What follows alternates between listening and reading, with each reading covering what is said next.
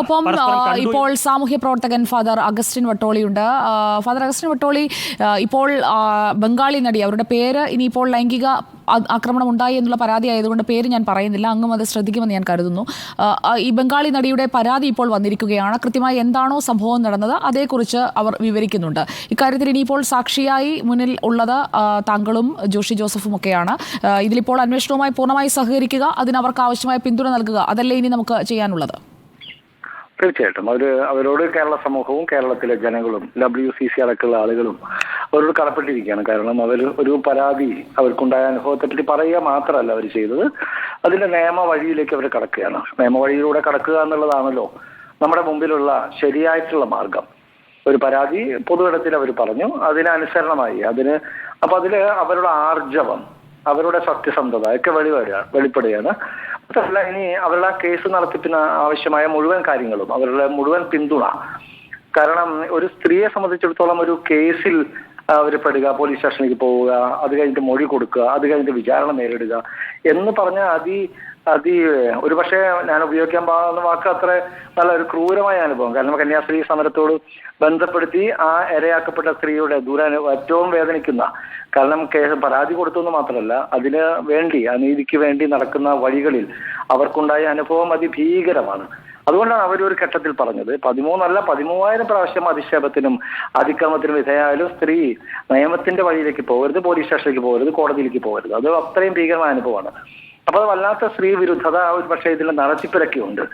അത് മാറ്റിയെടുക്കാൻ അത് പക്ഷേ ഒരു സിസ്റ്റത്തിനാണ് ആവുള്ളൂ. അത് നമുക്ക് എന്ത് ചെയ്യാൻ പറ്റും നമുക്ക് അറിഞ്ഞുകൂടാ. പക്ഷേ അതിന് നമുക്ക് കേരള സമൂഹം അവർക്ക് മുഴുവൻ പിന്തുണ കൊടുക്കണം, നമുക്ക് അവർക്ക് പിന്തുണ കൊടുക്കണം. ഞാനടക്കമുള്ള ആളുകൾ അതിന് തയ്യാറാവാം എന്നുള്ളത് നമ്മുടെ ഒരു കടമയാണ്. അതല്ലാതെ അവരോട് ചെയ്യുന്ന ഒരു മഹാമനസ്കതയോടുകൂടി സഹതാപോ ഒന്നുമല്ല. നോക്കൂ, അതിൽ നമുക്ക് അവർക്കൊപ്പം ഐക്യപ്പെടുക എന്നുള്ളതാണ്. കാരണം അവർ കേരളത്തിലേക്ക് വന്ന ഒരു അട്രോസിറ്റിക്ക്, ഒരു ക്രൂരതയ്ക്ക് ഇരയായ വ്യക്തിയാണ്. അത് അവർ ഒരു തരത്തിലും അവർക്ക് അംഗീകരിക്കാൻ കഴിയാത്ത ഒന്നാണെന്ന് 15 വർഷത്തിനിപ്പുറവും അവർ പറയുന്നുണ്ട്. അപ്പോഴും അവരെ സംശയിക്കുന്ന ഒരു നിലപാടാണ്. ഫാദർ അഗസ്റ്റിൻ വട്ടോളി ശ്രദ്ധിച്ചു കാണുമല്ലോ, പിന്നിൽ ആരോ ഉണ്ട്, ബാഹ്യശക്തിയുണ്ട്, സമ്മർദ്ദമുണ്ട്, എന്നെ ഈ സ്ഥാനത്ത് നിറക്കാൻ വേണ്ടിയുള്ള ഗൂഢാലോചനയുണ്ട് എന്നൊക്കെ എന്തൊക്കെ വാദങ്ങളാണ് ഈ പ്രിഡേറ്റർ ചമച്ചു കൂട്ടുന്നത്. അങ്ങനെയല്ലാതെ അയാളെ വിളിക്കാൻ കഴിയില്ലല്ലോ. അതെ, എല്ലാ കാലത്തും സ്ത്രീ, എന്തുകൊണ്ടാണ് കേരളത്തിൽ, ഇന്ത്യയിൽ ഒരു സ്ത്രീ പരാതിപ്പെടാത്തത്? ഇപ്പൊ ബസ് യാത്ര ചെയ്യുന്ന ഒരു സ്ത്രീ അവർക്ക് അവരുടെ ശരീരത്തിലേക്ക് ഒരു അതിക്രമം ഉണ്ടാവുമ്പോൾ അവർ പ്രതികരിക്കാത്തത് എന്താ?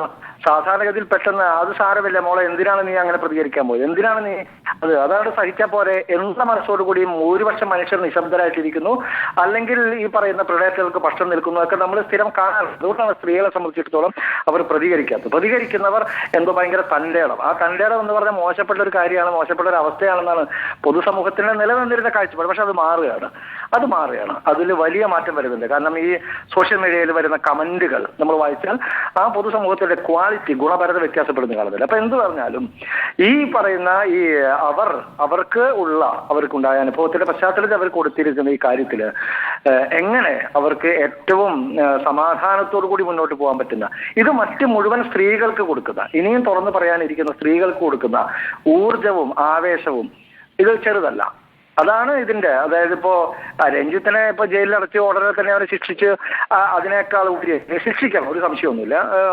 തീരുമാനം, അന്വേഷണം നടത്തുക, യഥാർത്ഥത്തിൽ കുറ്റം കണ്ടെത്തി ശിക്ഷിക്കേണ്ടതാണെങ്കിൽ ശിക്ഷിക്കണം, ഒരു സംശയമില്ല. പക്ഷെ ഇത് മുഴുവൻ സമൂഹത്തിന് കൊടുക്കുന്ന ഒരു വലിയ സന്ദേശമുണ്ട്.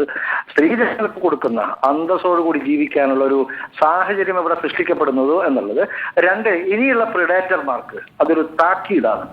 നിങ്ങൾ വളരെ എളുപ്പത്തിൽ, നിങ്ങൾക്ക് ഇതെല്ലാം മുറ പോലെ നടക്കുന്ന കാര്യമാണ്, ഇതിലൊരു അസാധാരണത്വമില്ല, പീഡനം നടത്തുന്നതില്ല അസാധാരണമില്ല എന്നുള്ള എല്ലാം വളരെ സാധാരണത്വം നിറഞ്ഞു നിന്നിരുന്ന ഒരു അന്തരീക്ഷത്തെ, ആ സാധാരണത്തെ തട്ടിമാറ്റിക്കളഞ്ഞ് ഇനി ഒരാളും ഇത്തരത്തിൽ ചെയ്യാൻ ഞങ്ങൾ സമ്മതിക്കില്ല എന്നുള്ള സ്ത്രീകളുടെ, പ്രത്യേകിച്ച് WCC അടക്കമുള്ള, WCC ആണ് ഇതിന് മുഴുവനും അവർക്ക് നമ്മുടെ അഭിനന്ദനം ഏറ്റുവാങ്ങേണ്ടത്. അവരുടെ കണ്ണുനീരും ചോരയും വിയർപ്പും അവരുടെ നിശബ്ദമായ അന്വേഷണങ്ങളും അവരെ എത്രയോ